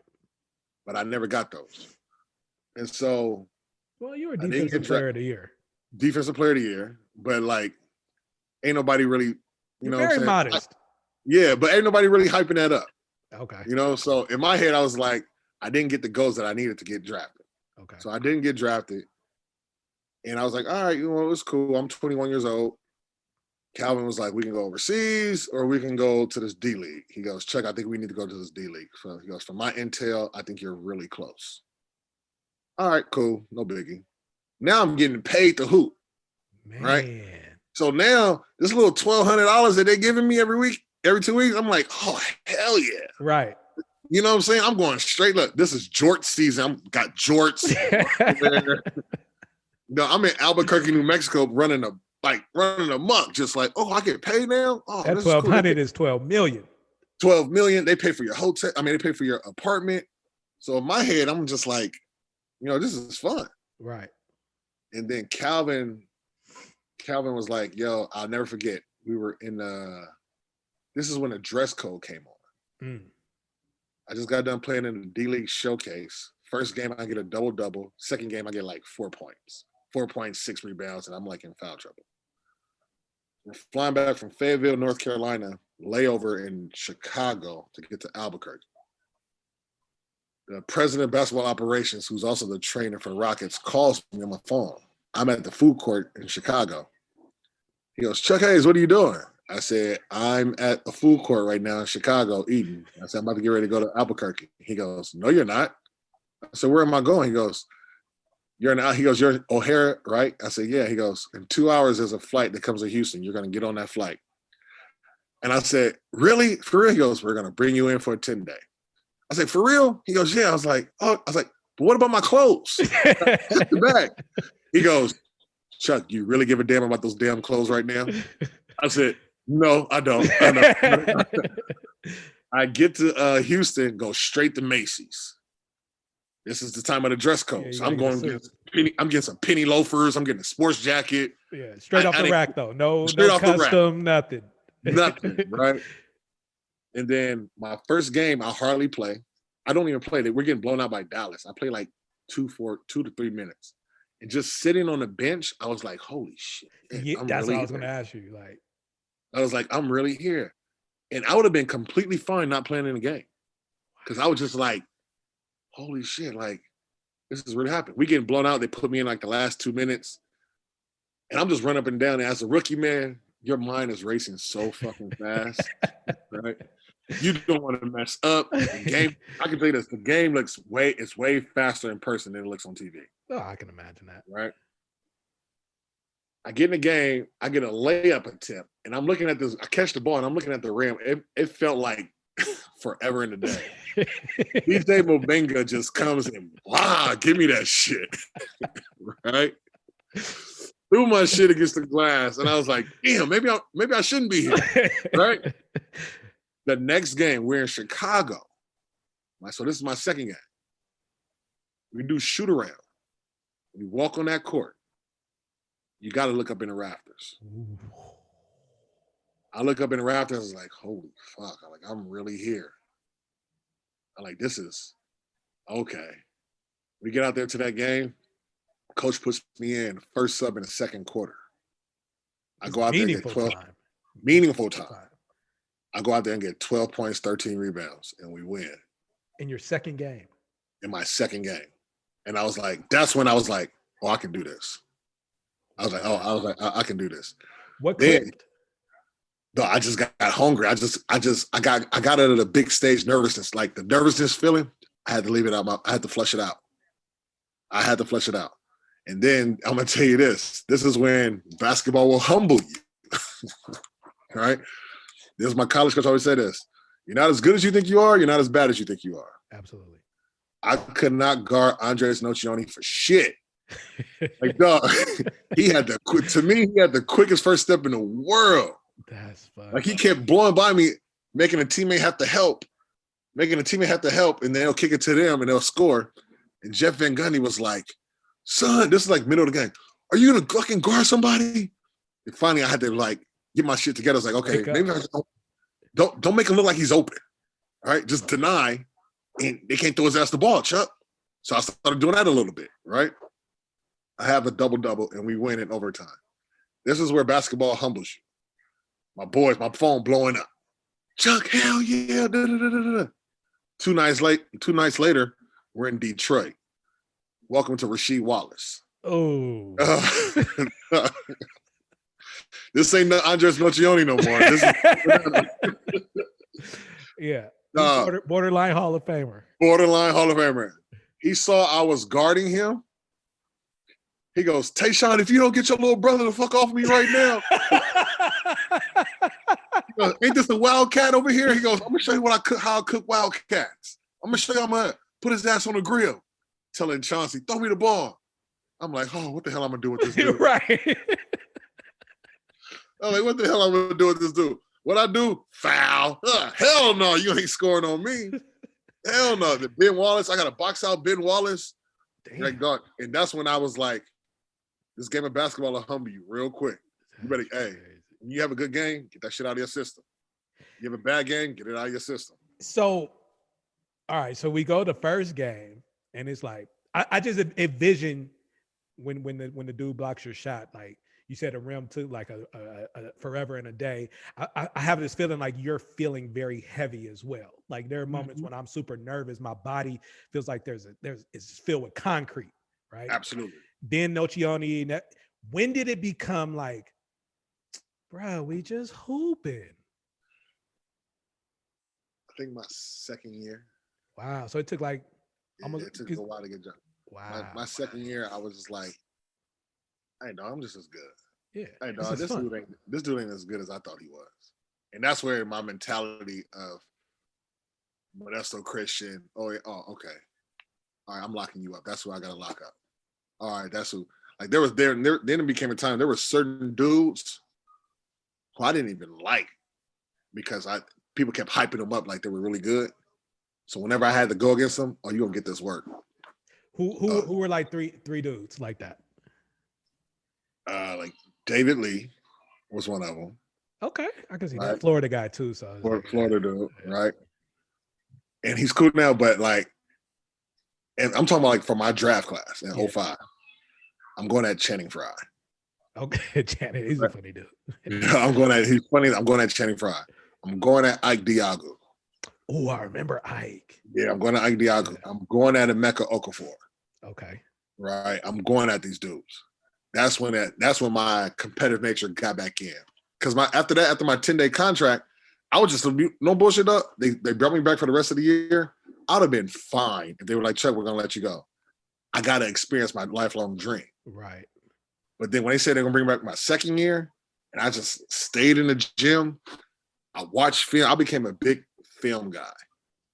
I watched a ton of film, and that's when coach, after the first game, my second year, coach was like, all right, we're going to put Chuck in the starting lineup. And just like in Kentucky, I didn't lose that shit. My coach told me, he was like, I need you to cover up for Yao's slowness and Tracy's laziness. Can you do that? Hell yeah. I don't want to go back to Albuquerque. Right. Or Modesto. I don't want to go back. Yeah. So he told me that my second year in the league, and I didn't lose my starting spot. Damn, that's dope. That's dope. What was it like playing with Yao? Unbelievable. Fucking icon. And the most unselfish person ever. I hear that a lot. You would think with him being such a global icon, he'll have some arrogance to him. Nah, brother. All he wants to do is sit in the room all day and play video games. Really? I swear, bro. He's a big techie guy. I didn't know that. Big techie guy. And like on a basketball court, he'll pass up a shot for him to serve me one easily and won't even blink about it. Damn, that's Jeff Van Gundy. Why the hell you throwing the ball to a midget? You're like, score the damn ball, yeah. And I'm like, damn, coach, I can finish too. Shit, like, why not? But no, Yao was unbelievable. And I'm gonna tell you, I was telling this somebody else this. My point guard, let alone I had Yao Ming and Tracy McGrady, two icons. Where Yao's an icon, T-Max, I've been watching him forever. You know, it was him or Kobe growing up. My point guard was fucking Rafer Alston. So I got N1 mixtape running the point. Right. So in my head, I'm like, God, like I'm playing with these dudes that I used to look up to. It's a dream. It's a dream. And that's when I just like, man, let's hoop, bro. Let's have fun with this. Damn. And what was T-Mac like? Huh? What was T-Mac like? Quiet, cheap as shit. I never forget. He hit me with the, I ain't got my wallet on me one time at Hooters. And I was like, but you invited me. Right. You know? But luckily we're at Hooters. Yeah, we're not at Hooters. Fucking Trulux or, you know. Yeah, but no, he's Mac's still my dude. We still talk to this day. Me, Mac, and Skip, we all live in the same area. Okay. Out here in Houston. Let me ask you a question, because this is something I debate. Is T-Mac Hall of Fame? I know he's technically Hall of Fame. I think yes, but I was surprised he was first ballot. I was very surprised. See how long it's taking Chris Webber to get there. Well, that's politics, and we know that. Like, it has to do with that Fab Five shit with Chris Webber. I agree, but I didn't see first ballot, but I thought because at one point in time, like I said, it was T-Mac or Kobe. Like, which one are you going with? And I think both at the time they were both with Adidas. Mm. And then Kobe in 04 went to Nike, but you had to pick one of them. Then you had like Vince Carter, but Vince Carter wasn't really, he was more so just jumping out of the gym, but it was T-Mac and Kobe. And quiet as kept, I got a buddy of mine, and I always thought he was a hater when he said this. Remember Jared Jeffries? Yeah. I always thought he was a hater when he said this. But now when he look back at it, I was like, all right, I see your logic in this. He goes, T-Mac cheated the game. I said, wait, what? He goes, T-Mac cheated the game. I said, why do you say that? What did he cheat at? He goes, bro, he's 6'9", crazy handle, just as athletic as Kobe, and got all the Jordan moves. He's supposed to be top 5 of all time. And I was like, well, now that you say that, he goes, there's no way. He's unbelievable. Like his skill set, his talent, his size is like, there's nothing he can't do. He goes, he's supposed to be, that mentality that Kobe has, he's supposed to have that. That Jordan has, he's supposed to have that. And Jared Jeffries is telling me that. And I looked at Kyle Lowry. I was like, do you believe that? He goes, he only said that because T-Mac gave him 62. I was like, so you mad because he cooked you? He goes, hell yeah. He fucking cooked me. And now he takes the night. He goes 62 on me, but get this dude 27. And I was like, okay. But when he breaks it down like that, and then I've heard Kobe say that too. Said if T-Mac, he goes, T-Mac could do everything I do and better. Like his handle, it got to be in you. Was he not? I mean, because to score 62 to lead the league in scoring, I feel like you got to have some. He did have some, but then once the injuries start, once the knee you ain't got the same explosiveness in that knee, and then he had a really bad back. Yeah. I'm talking about he used to get like acupuncture before the game and land on a bed full of needles. Okay. Type of. Once those came, it was no way he can get that Orlando T-Mac. Yeah, I was surprised about the Hall of Fame, and I debate that with some people. Like, I think he is very borderline. Yeah, but I think he is just. It'll take a while. Like it took Rudy Tomjanovich. Like it took a few people a very long time. I didn't think he'll be first ballot, but I thought he'll get in eventually. Because I mean, they got to put somebody in every year. Put my boy, because I'm a Michigan fan. It hurts me not to see. No, he should be in. No, he should be in. I mean, granted, you wanted more lead the league in scoring. You wanted a little bit more, but he was a trendsetter as far as like the Fab Five in the wave that they had at the time. Yeah, because the Basketball Hall of Fame is the whole spectrum. It's not the NBA. Yeah, no, it's high school basketball. It's college. Yeah. So for what Chris Webber did, I mean, the Fab Five alone. Yeah. Should get on, man. So outside of the like living legends, T-Mac, Kobe, Mike, outside of those guys, 4 guys you taking to the gym out the NBA. Taken to the gym? Yeah. Like y'all running with Rico Hines or you know. All right, give me Kyle Lowry. Really? Give me Kyle. One of my favorite teammates ever. Wow, okay. That one got me by surprise. We about to go hoop in the gym at a Rico gym. Give me Kyle. Rico, UCLA, one of them off the market, just private runs. Give me Kyle. Give me Zebo. Okay, I can see that. Give me Josh Howard. Went to Wake Forest and played at Dallas. Yeah.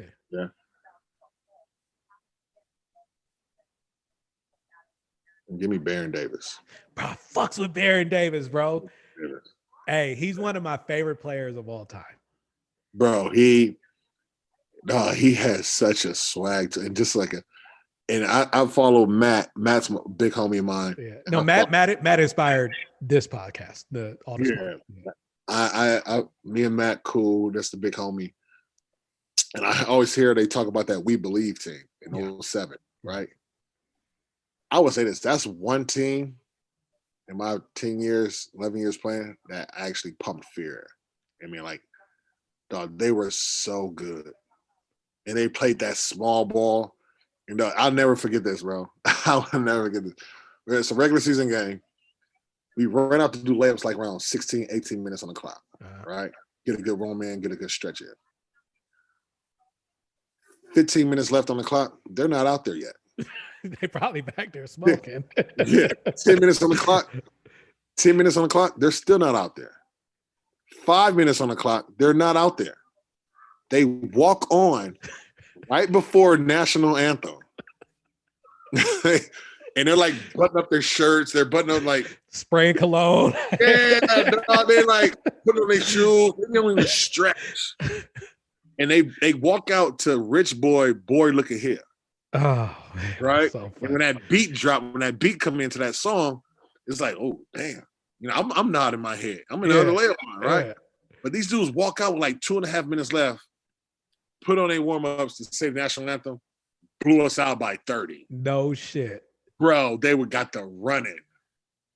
Monte Ellis, that whole crew, like Matt, like, no, we couldn't even play y'all. Because it was too slow. Yeah. You couldn't even play y'all. Then if you can't play out your second option, like T-Mac Ty, what we gonna run, coach?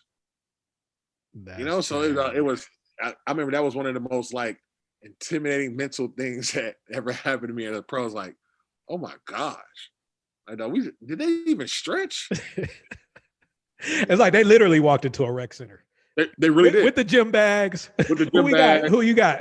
We got, all right, bet. All right, let's go. What we playing to? Like, dude, BD was like tying his shoe. The light's about to come off the national anthem. He's tying his shoe. Put on his head, put some gum in his mouth. And somebody's still taking shots in the corner real quick. Like, yo, it was one of the most, I was like, they don't even take us serious. Oh, we was out by like 30.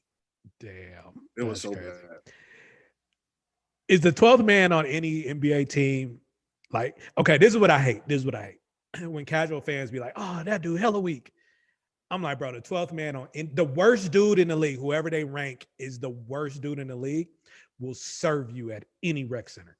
It will serve you. It's true. Yeah, it's true. Like there's dudes and they'll cook you. Like it's really hard to get in. It's even harder to stay in. Yeah, I hear that. Like one dude told me, and I think it was actually one of my friends that played in the NFL. He was like, no, it's literally cutthroat. Like, yeah. Like, no, they will cut your throat. Like, yeah, absolutely. Like, it's me, it's you. Like, I'm 13, you're 14, and we're trying to both get to the 12th spot. Yes. And I will fuck you up. Absolutely. Damn. They really will. And you know what's so crazy? Like, even now, like over a year ago, over like 2 years ago, I was hooping and whatnot, right? Just to stay in shape, just to stay active. And dudes looking at me, and one thing about when they look at the 12th, 13th man, like, oh, he weak. If he can make it, I can make it, right? Right. So when you do get that opportunity to play against that 12th man in a rec league somewhere, this is how you can prevent embarrassment. Just don't talk shit. He's just coming in and get some cardio. Don't wake up the sleeping giant. Don't wake up the sleeping giant. Don't wake up the sleeping giant. Like, he just want to come in and get some cardio in, make sure he fine-tune some shit and get ready for the season. Right? Once you're like, oh, I'm going at him. Oh, you're in trouble. Damn. So this happened to me 2 years ago. Uh-huh. I'm playing in this little league. You know, I'm just in there. I don't even start in this league. I just go in there and stretch. And I tell the girls, look, give me like 4.5 minutes each half, 5 minutes. I'm going to give you everything I got. I'm not here to win. I'm not even here to get buckets. I'm just here to get some cardio in, right? Get my heart rate up. This dude comes down and hit like a hezzy jumper on me. He looked at the sideline, that's boys. Give me the ball. Give me the ball. Get this post work real quick. And then I'm about to lock you up. And so now I'm telling them, like, no, ask for the ball. Yeah. Ask for the ball. Because now I'm scouting you. Now you're in trouble. Because like I said, I used to watch film. A ton of film. Once I realize your tendencies, you're in trouble. And most rec guys only have one move. Just one move, and I'm sitting. Yeah. And if you're basketball IQ, you recognize that one move in like 2 possessions because you keep doing the same move. You keep doing the same move. Yeah. I'm going to do something else. Yeah. And you can't do anything else, which is why you're not in the NBA. Yeah. I'm sitting you left. Oh, you like when you go left, you like to do a step back. Nope. Go to the hole. Go to the hole. Oh, because you can't take more than one dribble with your left hand. But okay. But have you ever just been been in the game and been like, dude, I know such and such is better than, like, I know such and such that didn't make it. He's better than, like, you, like, they're good, but it's like, bro, you're trash, though. You're trash, yeah. Yeah. There's a bunch of dudes like that. Bro. There's a bunch of like, my homie from Yeah, you know what I'm saying? Yeah. Because Like, I felt that in college. It was like, bro, I know my partner, he didn't make it, but like, bro, he way better than you. Yeah, dog. There's some dudes you were like, man, he's ass. Like, he's horrible. But then there's some dudes that's like, all right, he legit. Yeah.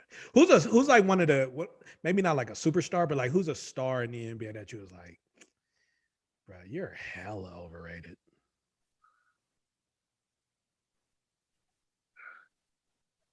Devin Harris. Really? Yeah. I could see that though. Devin Harris. I was like, no, I'm not rolling. Like super basic. Basic. So super basic. Like, you good, you made it, whatnot, but like, they shouldn't have paid you all that money. Nah, that all-star year you had, no, I'm not rolling. What's like Aaron Brooks, to me, Aaron Brooks was better than. I think a lot of people. I think a lot of people would say Aaron Brooks is one of the most underrated players.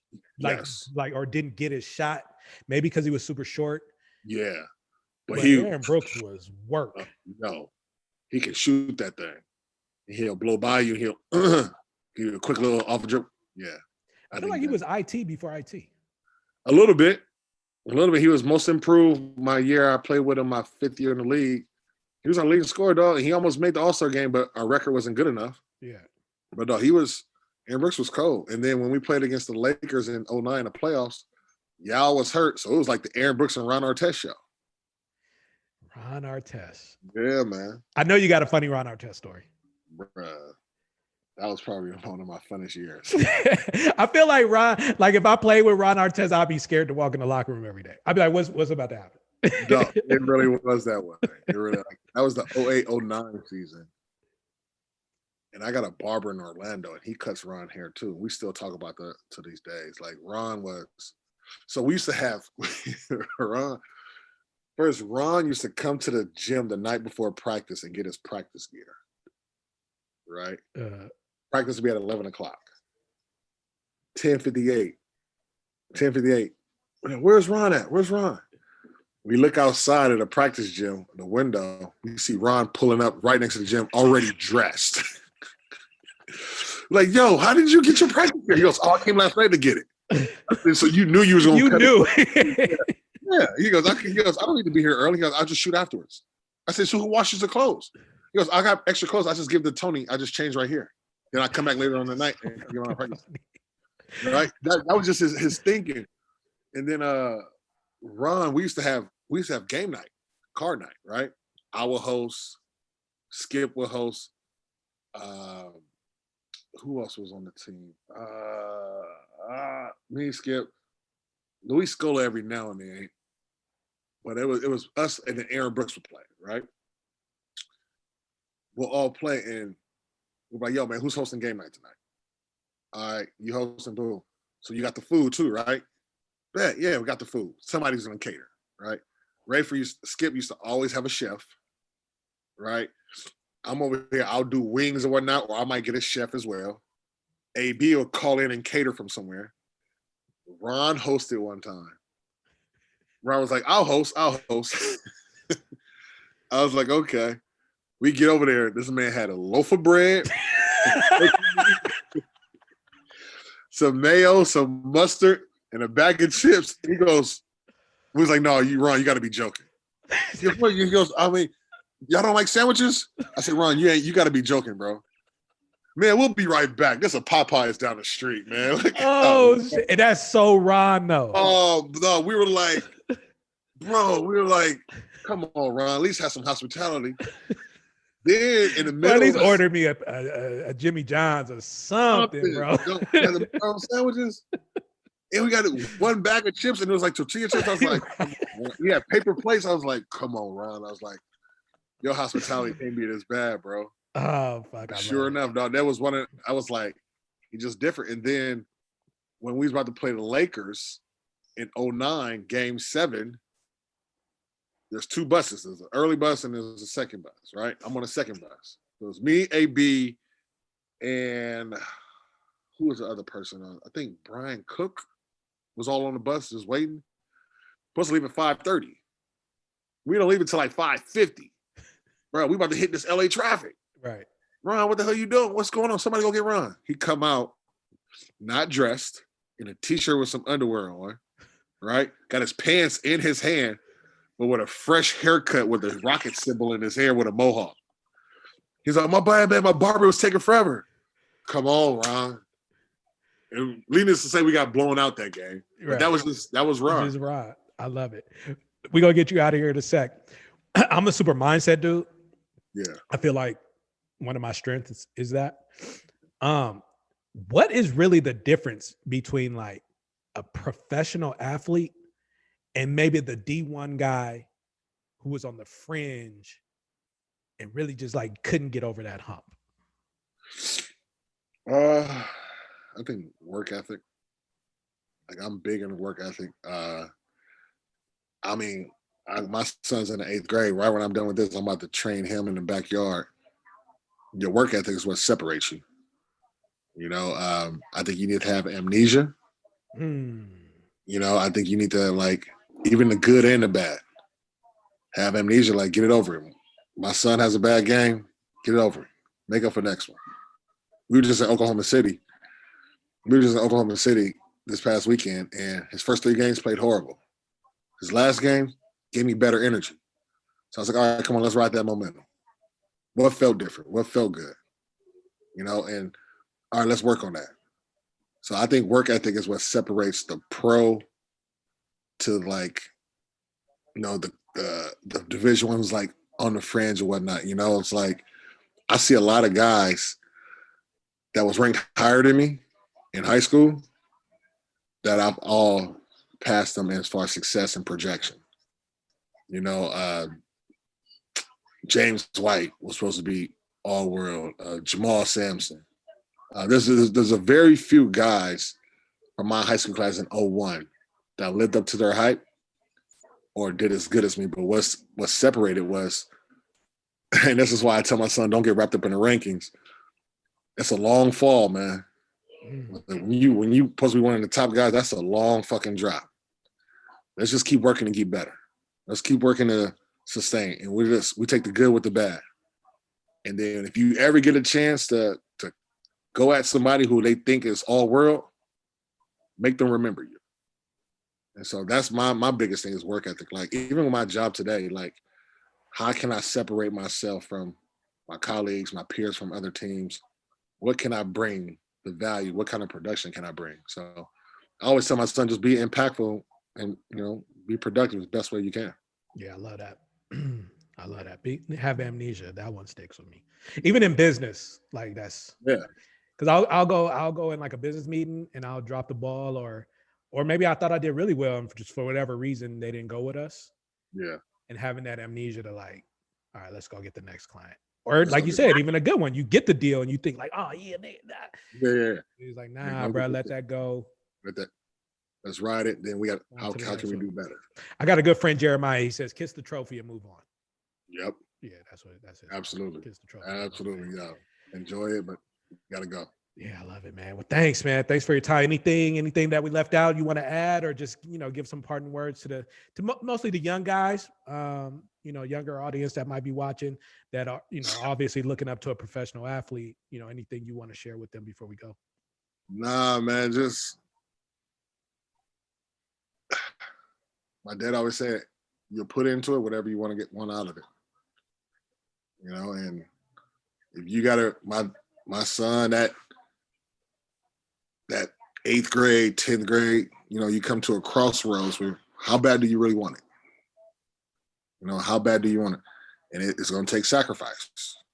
It's going to take social sacrifice. It might take financial sacrifice. You got to ask yourself, how bad do you really want it? And if you want instant success, like I even tell it to some of my grown friends who be coming up with some like ideas and whatnot, like get rich quick schemes and shit. Right? I'm like, nah, man. If you want instant success, it ain't gonna last long. You know what I'm saying? It's the marathon. Like, I got a financial team. It's like, look, Chuck, we want success at 50. We ain't just satisfied in our 35s, 34 years old. You know, we trying to get somewhere else. By the time you're 55 years old, this is what we want. And so to the peers is like, keep working, but just understand it's the long game. Like what Cal did, starting the soldiers, helping kids get scholarships, and seeing how it can grow, how it can evolve to a business. Like, yeah, man, think about the long game and just roll with the punches, man. Don't get too happy. Don't get too sad. I like that. Man, well, thank you, Chuck, for coming on, man. That's a wrap. Thank you guys for tuning in to the Rec Center Podcast.